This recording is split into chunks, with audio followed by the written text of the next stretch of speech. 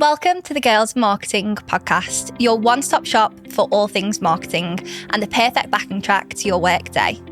Every week, we get up close and personal with marketers revolutionising the industry so you can learn from the best in the game. From the latest marketing trends to building a successful marketing career, no topic is off limits. At Girls in Marketing, we champion progress, inspire change, and encourage women to take the marketing world by storm. Check out our website and membership to learn more and get involved, as we'd love to welcome you to our inner circle. Right, let's dive into another episode together. Welcome back to the Girls in Marketing podcast. Today we are joined by Lauren Stretch, Head of Influencer and Social Marketing at Facetheory. With a background spanning across a range of beauty and fashion roles, Lauren has leveraged her fascination with influencer marketing to build a career that she loves. Lauren has worked on some pretty cool campaigns, so stay tuned until the end to hear all the influencer marketing tea. Throughout her career, she has worked for brands like Guess, Missguided, TooFaced, and now she's working at influencer marketing at Facetheory. If you want to see more guests like Lauren on the podcast, then please go and like and subscribe our podcast. It really helps us out. This is a great episode with Lauren, so if you enjoy it, make sure to share it with your marketing friends and go on social media too. Let's get into the episode. So, welcome to the podcast, Lauren. It's so nice to have you. Thank you for having me. Lovely to be in Liverpool. Yeah, and I would love to get started. I just want you to tell me a little bit about you and like how you got to where you are, what has been your journey so far, because you're currently Facetheory and you're doing influencer marketing. But how did you kind of get here? How did I get here? So it wasn't very glamorous. I basically decided to go to Loughborough University mainly because it was 75% men. Irony is here, I'm now marrying a woman. And I decided to do art there. So I did like textile design, wasn't very good at it. I actually failed one year, but had a great time, like really lived my best life, made friends for life there. And during that process, we had to bring our end of year show down to London. And for that, you need sponsors and you need activities and all kinds of things to fill this space for a week. And what I'd been doing up to that point was blagging free stuff for my degree course. So I was asked to be essentially like sponsorship, partnership manager. And so I spent the last 6 months of my course doing that and loved it. We brought our show down to London. We got sponsored by like Absolute Vodka. I paid my friends in like beer and stuff to come and do DJ sets. And at the end of it, I thought, what is this? Apparently it was PR. And I was like, this is me. I'm going to do this. And I ended up applying for 180 jobs and didn't get one. I applied for every single graduate scheme and failed every single maths test. And eventually I was like, right, I need to work. So I ended up applying for internships and I got one internship with Fashionista. And what was amazing about Fashionista, I don't know if you know Fashionista, it's not-for-profit, and essentially it's bridging the gap between people who have finished their fashion studies and then going into new gen. So actually doing shows at London Fashion Week. And what Fashionista do, and they're still around now, is connect partnerships. So that might be Converse or Red Bull, but they get the finances sorted so that the guys can really focus on like the art behind their fashion. And during that process, which was amazing, I really realised that the more money you have in marketing and PR and promotion, the better it is. And I realised I wanted to go somewhere with large budgets, which led me through a few random and incredibly dodgy internships to working at an agency called For Marketing. And I then started to look after brands like Woolrich Parkers, Halston Heritage, which was random as hell, but whatever. And then led me to working on Guess for 4 years.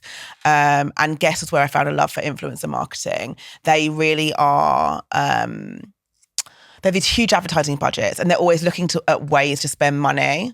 So I got to work on amazing projects like a Bikini a Day, they did one of the first ever influencer collabs. I worked on an amazing collaboration with A$AP Rocky. And during that process, I realised that staying at agency, I'm not going to learn anything. So I wrote a list of the brands I wanted to work at. Missguided was at the top and I pitched myself to Missguided. And then actually convinced them, and I'm not that much of a convincing person, something I actually want to work on. Landed at Missguided, moved to Manchester with like 2 suitcases and a pair of gazelles, which I would not recommend for winter in Manchester. My feet were just damp for like the first 6 months. And then found a love of beauty through our partnerships with Benefit Cosmetics, and landed at TooFaced Cosmetics back in London at ELC, which was my first job in beauty. And I was that's luck. That's luck, and people saying your names in the right spaces. And then ended up being head of PR and influencer for Revolution Beauty, which also, it sounds really like a big girl job.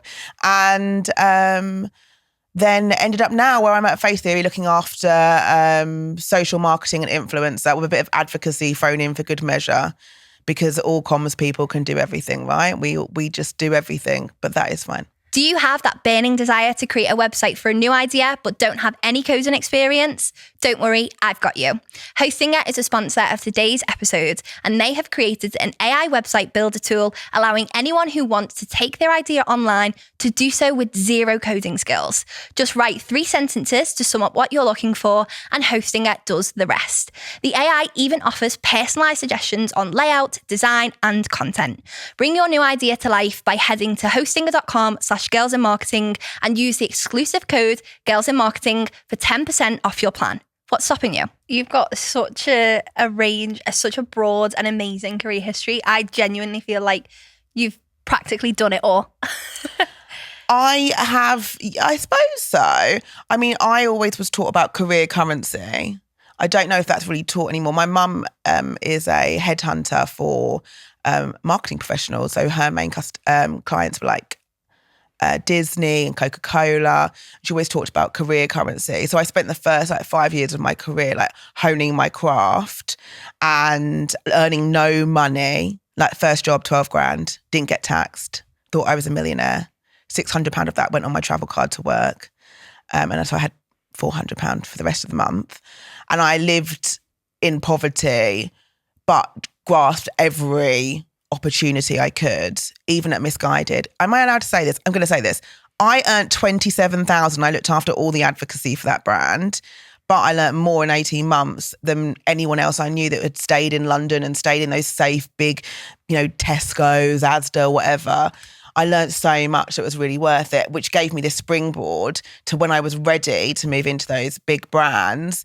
I had all the skills and I could then sort of really demand my worth. I was very lucky to be able to do that. Some people can't do that. But yeah, career currency was something that I really valued, in getting those skill sets to be able to say I am a jack of all trades and really, really mean it. Yeah. Do you feel like that had a massive benefit for you, like being a jack of all trades? I think it's made me incredibly resilient. And now at 35, I'm head of social, which is a job I said I would never do. But I am not scared of anything. And that is a really big thing. I throw myself, I run at every single challenge, and I run fast at it. And I just hope that I'll have the skills to carry me through. Or Google, you know, or asking the right person, asking people within my network and my community, what agency should I be working with? Tell me, what content is working for you? How your influencer collab's going. I do have that network that I've created along the way to find the answer if I don't have the answer. Yeah. I love that, because I think so many people assume that, opportunities are handed to people on plates or things like that happen. But I genuinely think the same as you. You've got to go after every opportunity you possibly can. So tell us the inside scoop. What's it actually like to work in beauty industry? I moved into beauty because the people are really nice. So when I was at Missguided, I happened across an amazing woman called Annie Harrison. She was head of influencer PR at Benefit Cosmetics. And I really feel like she actually created beauty influencer marketing in the UK. Remember those? They used to do like a Liverpool big British brow trip, and they used to take people to Marbella, and she really, really, I think, created the idea of brand love within the influencer community and creating that and letting that carry you through. And she was the one who said, you can do so much better than working in fashion, like the crazy hours, etc. And all the influencers in beauty were just like really genuinely nice people. People ask me who, the big beauty influencers, what they like Rachel Leary and Cece Clark, and all. They're really genuinely nice people. It was a pleasure to spend 48 hours on a trip with them. So yeah, it's lovely. Ended up in Estee Lauder companies. Was amazing. I think they all thought I was absolutely crazy. They do like a non-uniform Friday and I turned up in a t-shirt that said bitching with no bra on. And it was a trip. Really lovely people though.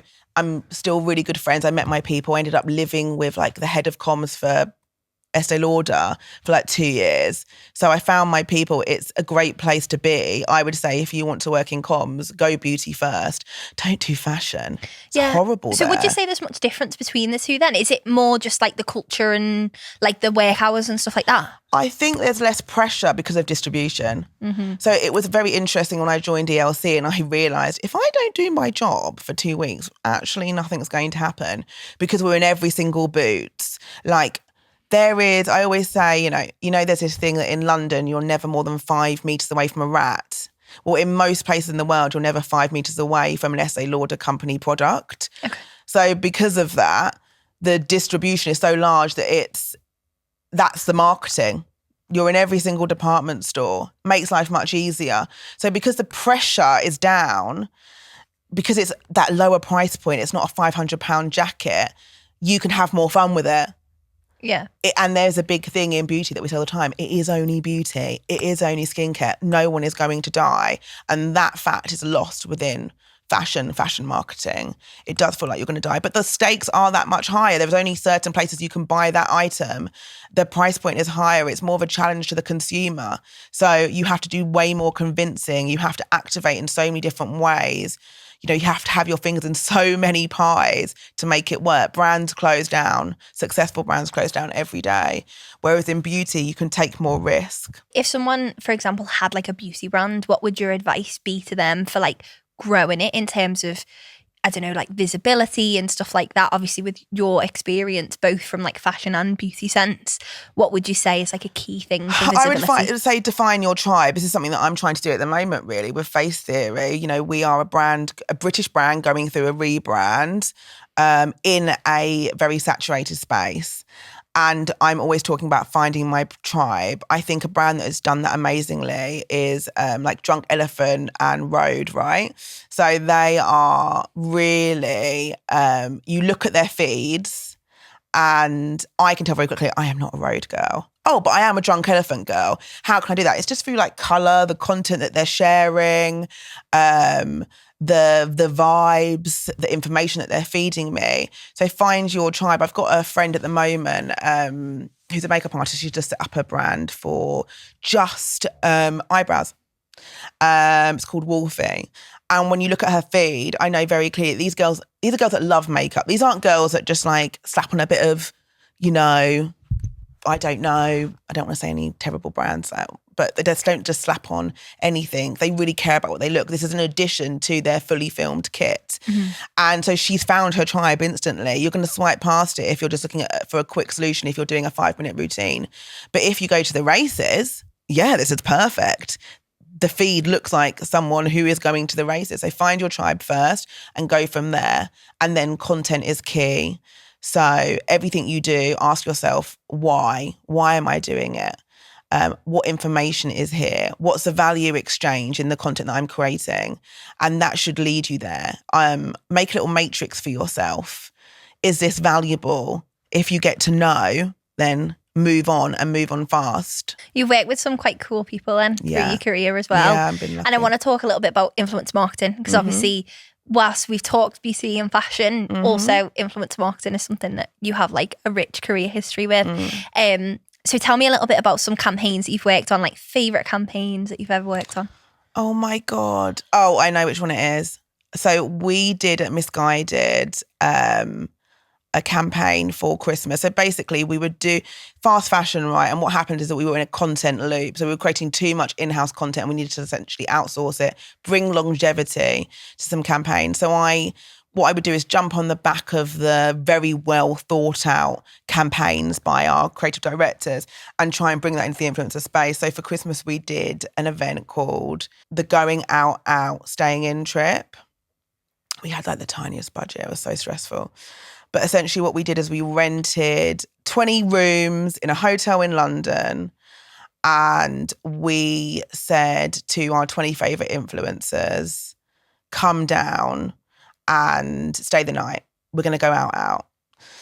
So they came down, we filled up their wardrobes with all the clothes, which was very, very stressful. We also had to, I think, eventually get like 5 influencers in a taxi to our store in Stratford. We said, get room service because we know you don't want to have a sit-down dinner. Meet us in the bar for pre-drinks. And they all came down. They were all capturing content. We teamed up with Benefit Cosmetics with like a little brow room, a little makeup bar. And they all came down. And then this is why doing things extra to your course at university is so important. I was chair of the female drinking team at Loughborough, Pedalo till I die. I then essentially took the 20 biggest influencers in the UK on a Loughborough drinking trip. And we played drinking games for 2 hours. We then put them all into party buses. Well, they could choose. They could go in a pink limo, a sophisticated limo, or a party bus to Tape London, where we had VIP drinks and a table. We took the only influencer photographer that you want, which is Rebecca Spencer, with us, and we captured it all. We took a film crew with us who filmed everything. And then at 9 o'clock, I said, turn off your phones. We're having fun. And we had the best night ever. I can't talk about it because there's some things that happened on that trip that could ruin, well, probably just my career. And then we took them all back at the end of the night. And the next day we did a hangover suite. So we did like an amazing room where they could all just like hang out on bean bags and watch Netflix. We did like a full shop in one of the rooms. They could go and shop like joggers and T-shirts and hangover kit. We had people literally clearing that out with bin bags. They were loving it so much. Just like, here, take a bin bag, just fill it up. We had Get a Drip, came down and gave everyone drips. We did facials. We had, I think, Urban Massage. I think it was Urban Massage came down and gave little massages. So we really keyed into actually what our customer does. So what does the Missguided customer do? Maybe I think the Missguided customer is different now. But the Missguided customer, she buys a £10 dress and she goes out in a party bus. She goes out and gets drunk with her friends and then she eats Five Guys and just chills out the next day. So we put our influencer in our clothes in a space that actually was very recognisable. And what happened? We sold out of SKUs, which never happened to us. And we were selling out during the time of the trip.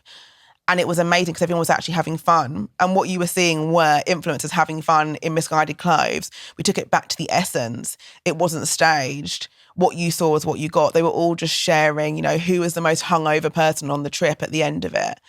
And it's that realness and really keying into your consumer's real life, not being on a beach or a yacht, because actually no one lives like that. That made it, I think, really unique and actually made sure that it converted. Mm-hmm. It wasn't just a brand awareness exercise. We took it all the way to conversion.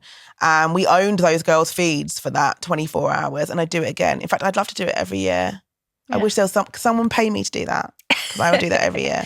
I feel like that is something that a lot more brands are starting to do now, is more experiences rather than, I don't know, I feel like typical influence marketing as we know it from, you know, years ago, where it's just like gifting products or like paying for like a singular, you know, a product to be sent to someone. I feel like it's so much more authentic when it is an experience, isn't it?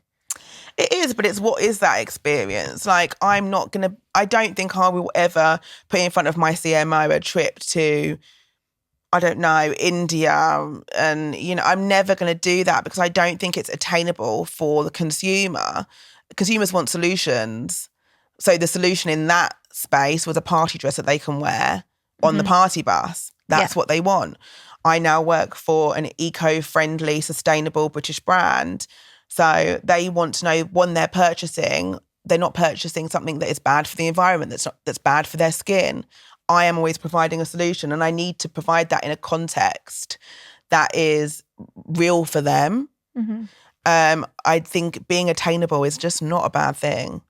you know? It's not a bad thing. What would you say like some differences are with what you're doing now, like the sort of campaigns that you put together, obviously being like eco-conscious and like all of that sort of thing, the sort of people that you are your target consumer now, like what sort of campaigns are you coming up with or trying to do? Because obviously you've got this new consumer. Yeah, I mean, right now I'm trying to find our tribe and build our tribe. So I'm trying to partner with brands that are like us. So we are, at the moment, we just worked with Coat Paint. We are about to work with like an eco-friendly laundry brand. And we are about to work with a vegan British a confectionery brand that everyone might know, and only in small little partnerships. But essentially what I'm doing is slowly finding my tribe and getting them on board ready for our relaunch. So I am thinking about long term, not short term. So I've gone from fast fashion, fast beauty, which is revolution. It is trend-led beauty. And now I'm thinking about my consumer in 5 years' time. So very, very different. And I'm really trying to set the scene. So trying to identify who we are, who we can be, make sure that there's longevity in that. So it is very, very different. Every piece of content now that I'm trying to create, whether that be through influencer partnerships or through, at the moment, I'm doing a lot of shoots for our PDP pages, guys. Very exciting. I'm trying to think, how long will this live? How can I make sure that this lives through every iteration of Facetheory? So I'm always thinking about longevity rather than instant conversion. So it's very, very different. Yeah. Would you say that's the future, like longevity or planning, I don't know, like planning further in advance and thinking about the future of, you know, who are these consumers? I do think that the content cycle is too fast at the moment. It's actually not sustainable for most brands. And it's also not sustainable for, you know, our the underdogs. You know, they can't afford to shoot something every week. They can't afford to work with an influencer every week. They can't even afford to send out product in the same way that the big boys are now. You know, it took a long time for the big beauty conglomerates to get on board with influencer marketing and social strategy. But now that they have, when I tell you, I did a small stint with a big beauty brand last year, they are so serious. They are sending out parcels like 1,500 free boxes of product to influencers, and a small brand cannot compete with that. So you need to be thinking smart about the content you create and make sure you've got that longevity to see you through. Otherwise, you're just not going to be able to afford it. Yeah. And I love the fact that there is a way that people can do that, because I think, and kind of have that longevity, because we have so many people who listen to the podcast who work for kind of like smaller brands, independent brands, that sort of thing.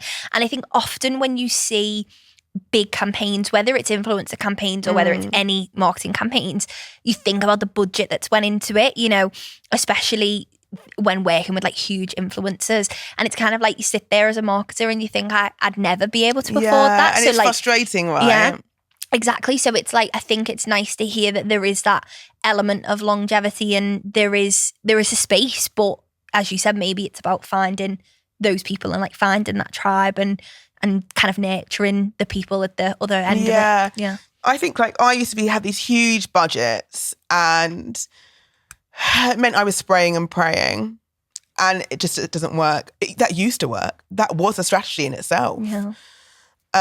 Whereas now I have to be so careful.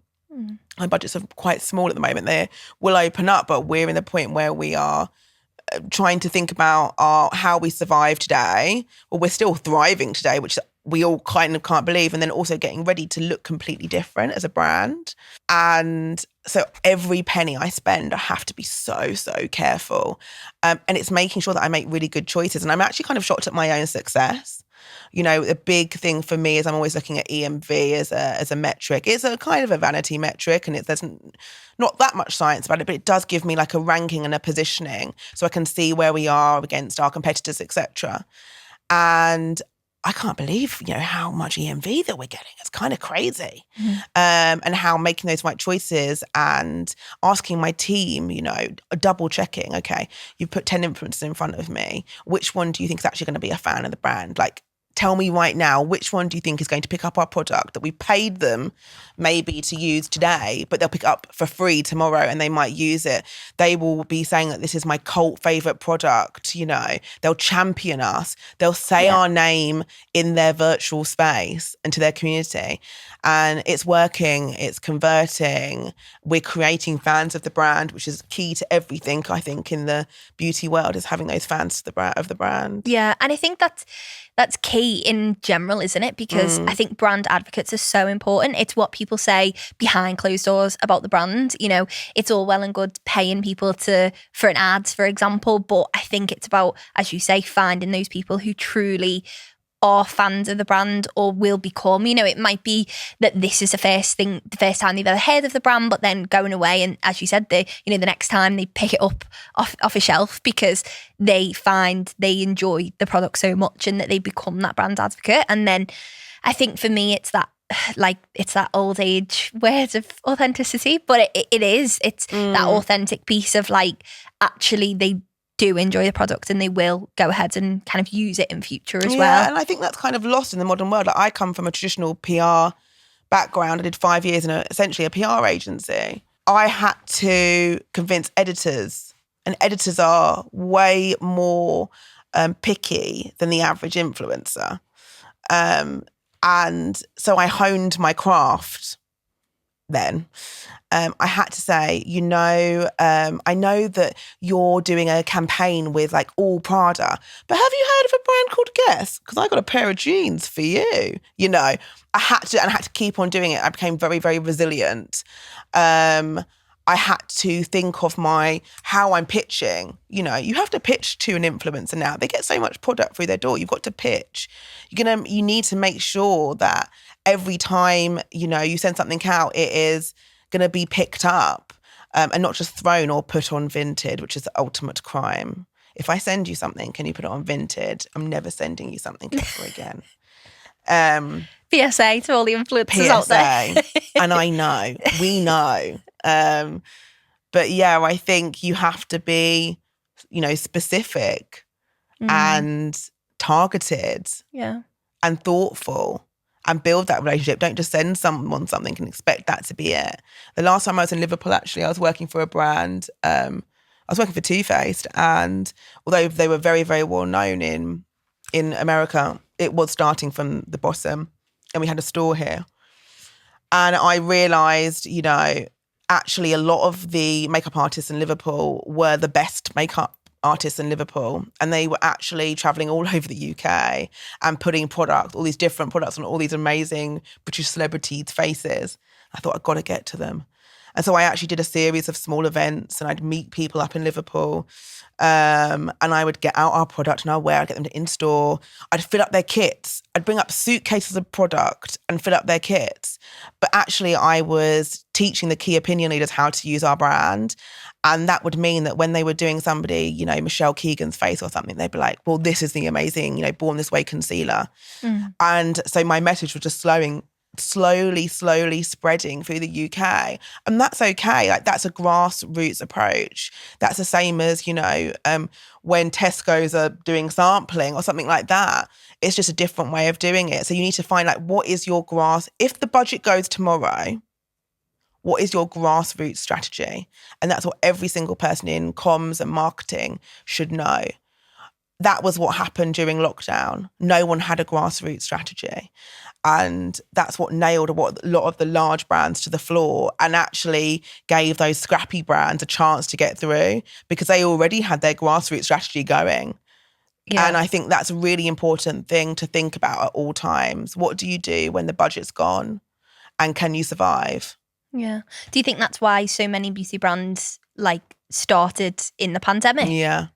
Yeah. That's so interesting. And also you've got all this talent that was chained to a desk or chained to, you had so many makeup artists or trainers or people working behind counter who know way more than I do. Suddenly they were set free. They were furloughed with all this time on their hands, start thinking. And I think that goes across every single sort of product category, really. You had all this talent that were working really, really hard, often customer facing, with all this information about what the actual consumer wants, suddenly set loose and funded by the government or whoever who could create something new and different. I think it was a really exciting time for like product innovation. And yeah, that's so interesting because I feel like I've not ever thought about it like that, but it's so true. Do you think then for them that they may struggle now that we're in this like post-pandemic world because the budgets are back and people are doing things bigger? Like if you know, we see all of these like smaller brands that have grown in the pandemic,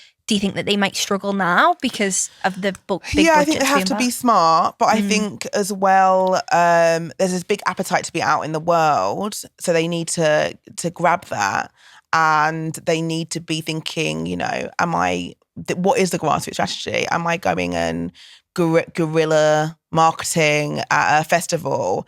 Am I creating content just on the street? There's ways around it. You know, you've got TikTok now. So people, they're gagging for like attainable, relatable content. So go out and create it. I think, you know, don't be too precious. You're never going to be able to fight against a brand with a £6 million budget. So don't fight it. Lean into what you know. So you've been in the influencer space for so long. Obviously, we've chatted. I'm influencer grandma. Yeah. Well, that's literally what you call yourself. How have you seen the industry change? I think the big one is the money. So when I first started, I could take someone from Made in Chelsea for like a nice lunch and then they do a post, which was amazing. You know, my brands loved it. I could manage to, you know, convince celebrities to, you know, feature us on social media for free. Whereas now, you know, there are people. Do you want to know the most I've ever paid an influencer to do one post? Cool. Well, I've paid one influencer to do a YouTube video for £60,000 and we sold £21.99 worth of product. That was painful, but you know, you live and you learn. I have paid one influencer $190,000 as well. Did you get the return on that? I think we paid for 5 posts. Did we get the return? On some posts we did, some posts we didn't, but we got a lot of brand awareness. Okay. Which is what I will tell everyone. And I do it again. I do it again to learn. It's interesting because I think, like we said before, I think it's that long-term piece that's, it's hard to measure ROI off. Like it's so hard to be like, you know, if we pay an influencer to do this post, yes, we might pay £60,000 or something, but will that pay off in the long term? Like, will it mean that they're a brand advocate? And I think that's why it goes back to what we were saying before, is it's really important to pick the right sort of people. Whether you pay a small budget or a huge budget, if it's the right people, then I think you will get ROI. Yeah, it's changed a lot. Like, obviously the money that's in it has changed a lot, but then also there's the technology to measure, which didn't exist, you know, when I first started. Just to let you know, iPhones were invented when I was at university, and Instagram launched. Like, I remember going into the office and being like, there's this app called Instagram, and everyone being like, it's never going to take off, guys. So yeah, like everything has changed, but the technology to measure has given us a lot more tools. You know, I can look now at the engagement I can get an average engagement from any influencer in the world, basically, and be like, okay, well, it's going to be worth it in brand awareness. And I can go in, I don't have to take that risk, whereas I was taking huge risk before. But then with that comes the fact that we are, as marketeers, held to a much higher standard than we ever were before. You know, it's so funny, I always say this, that 30 years ago, my mum was at Unilever, worked on in marketing. She worked for SIF. When my mum paid for a billboard, no one was like, how many sales did you get out of that billboard? Whereas now, someone will go, okay, Lauren, you paid £700 for this piece of content. How many sales did you get? I'm like, but what? 1 minute? That you can't just do that. What about the 20 other things I've done to support that product? There's a whole halo effect that happens. So we're held to this really, really high standard, which is kind of really great because it means the technology is advancing and we are making better decisions. But it's also like really, really stressful as well at the same time. So it's this kind of push and pull between, do we love the technology? Do we not love is it serving us? Is it not serving? Oh, there's this new tool that's going to tell us X, Y, and Z.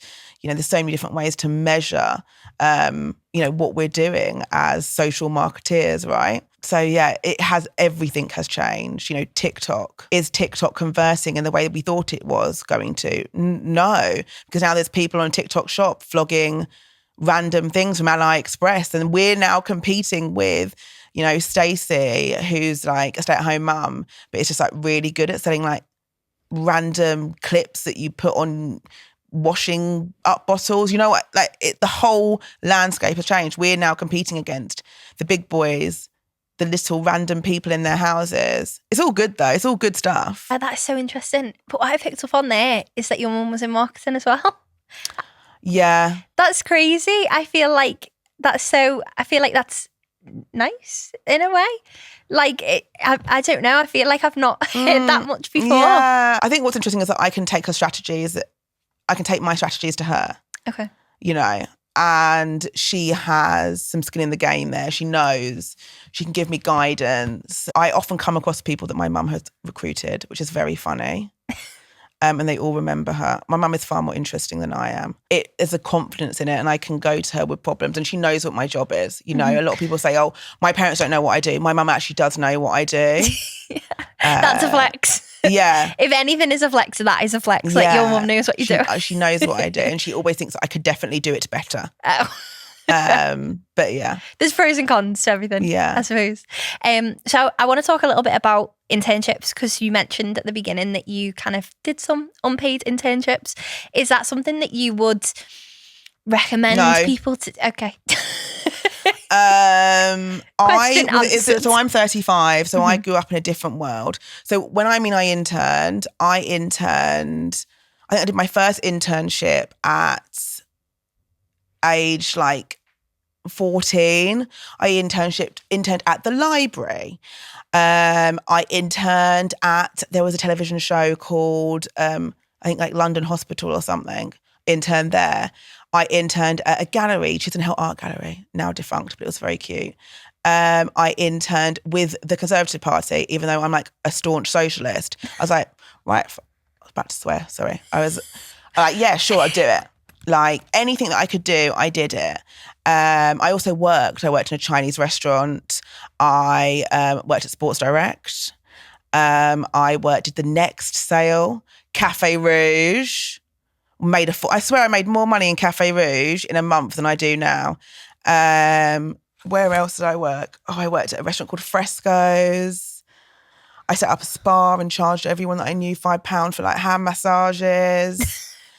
So I interned and worked from age 13, 14, I was working.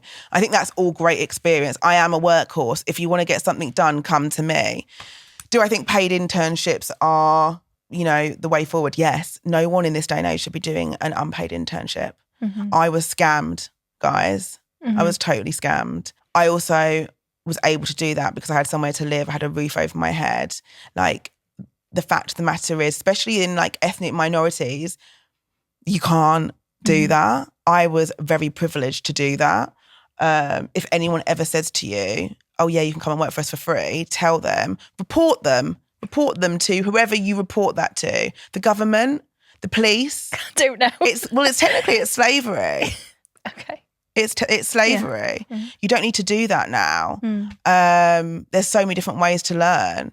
But yeah, unpaid internships are in the bin. So we talk a lot about like creating your own opportunities and kind of going out the way and like to do things like that kind of like enhance your employability and stuff like that. And I think for so long that these kind of like full-time unpaid internships have been something that, I don't know, people have kind of found the norm. But I think obviously it shouldn't be, and it's not something that like I would ever promote and that anyone should do. But I think so many companies still do it. Like I see huge... Do they? Yeah. They don't do them anymore. Yeah, no, I've seen big companies like do internships, or if it's a huge company and it's like really, really low wage, but it's still like full-time office work. Like I've seen it on LinkedIn. It's still like, I don't know how, as you say, how legal it is or what the situation is, but I think that's absolutely... Yeah. I think there's certain industries as well where it is more I'm sure in popular. fashion, it's still prevalent. Yeah. I mean, I was asked to do some shit jobs. I was asked, like 1 year, I spent the summer just like as a free postal service, but I paid for my own travel card and I just delivered things around London. And but I did decide to wear my Doc Martens then. So that was kind of a good way to do it, like crying, looking through my A to Z, because obviously we didn't have iPhones and Google Maps. So I just would like look crying with my little packages.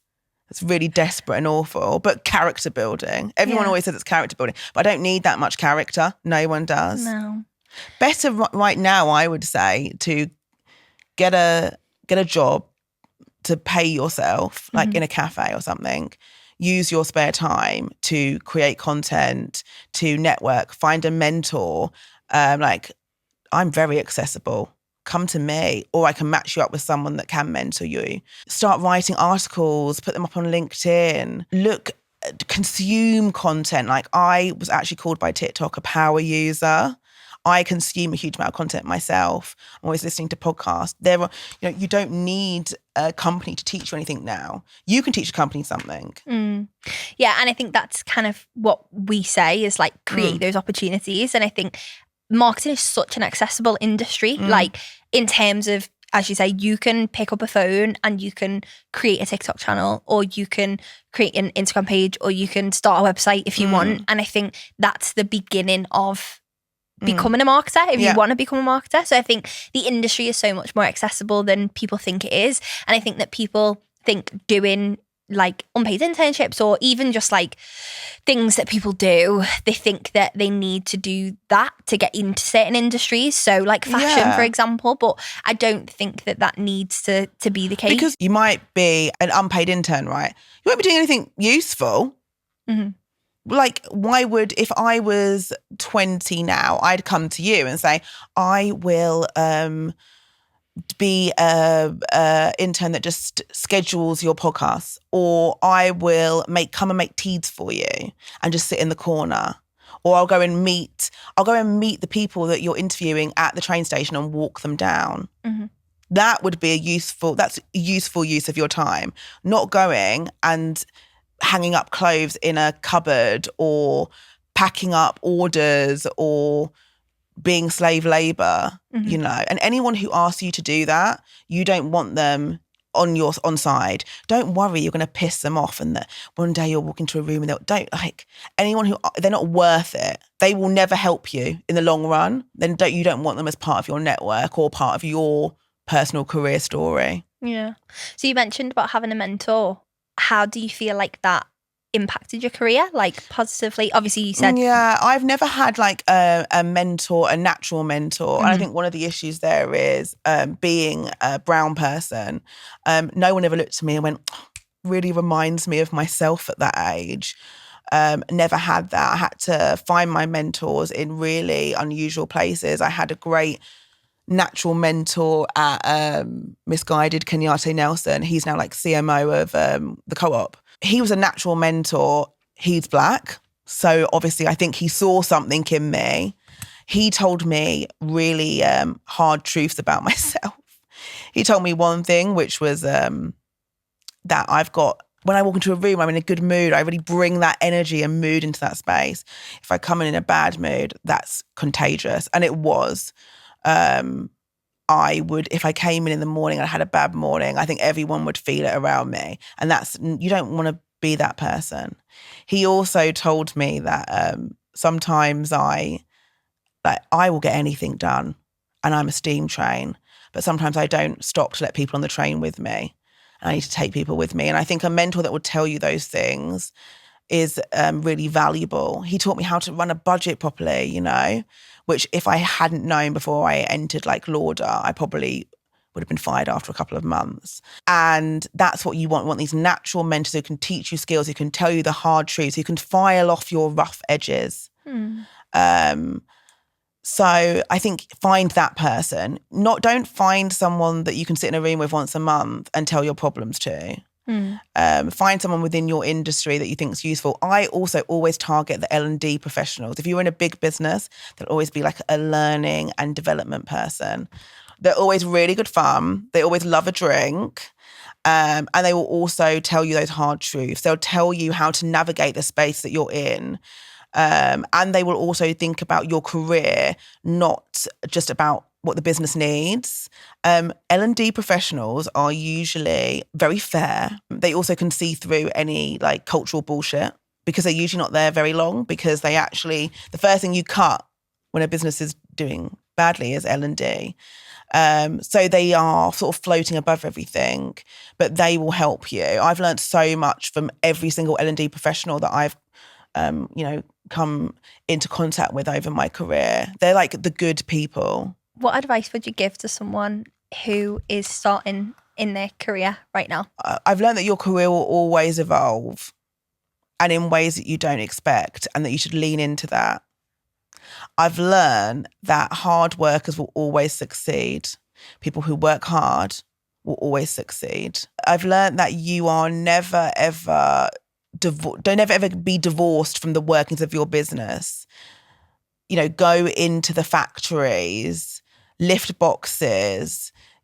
Don't ever let the glamour get to your head, because the glamour might stop. So you need to be prepared for that.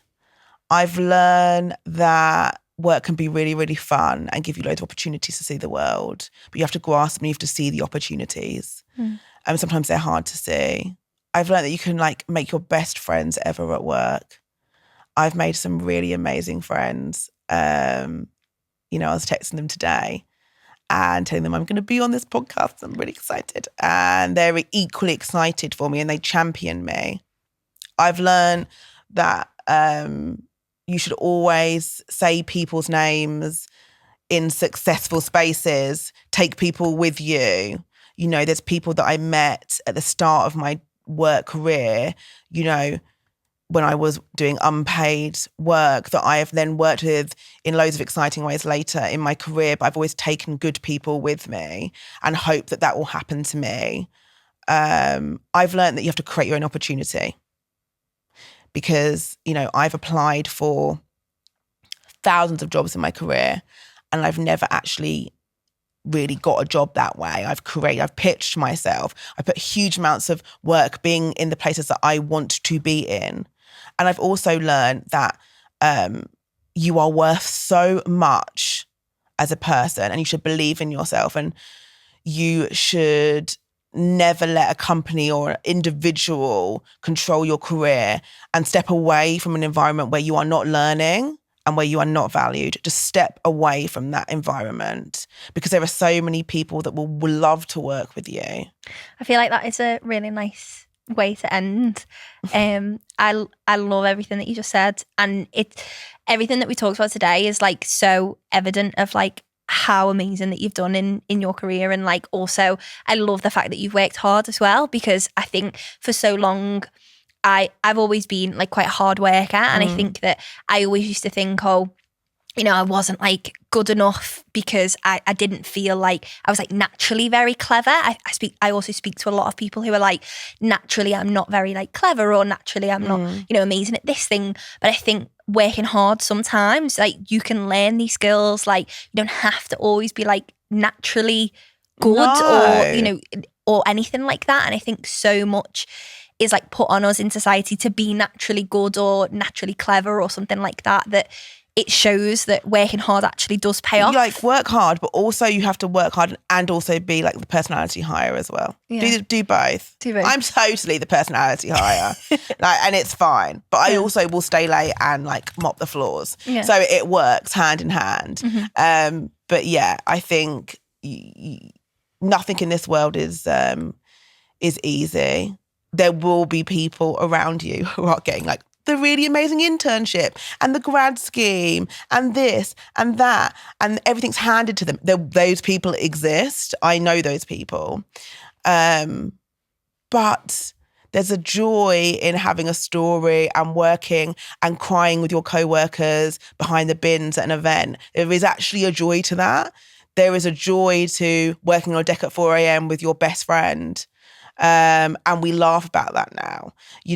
There's a joy in working hard. And I have also always been in the driving seat of my career.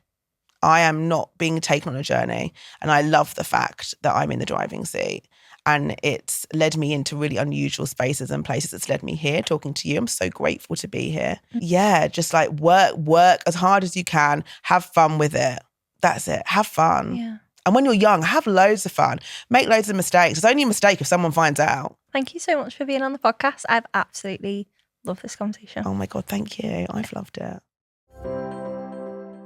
Thanks for tuning in to another episode of the Girls in Marketing podcast. It was a good one, wasn't it? If you enjoyed the episode, please leave a review and rating of the podcast and share it with someone who may find it useful. Your support really does go a long way. We'll be back next week with a brand new episode, but in the meantime, keep up to date with Girls in Marketing over on social media and our website. We'll pop some helpful links in the description.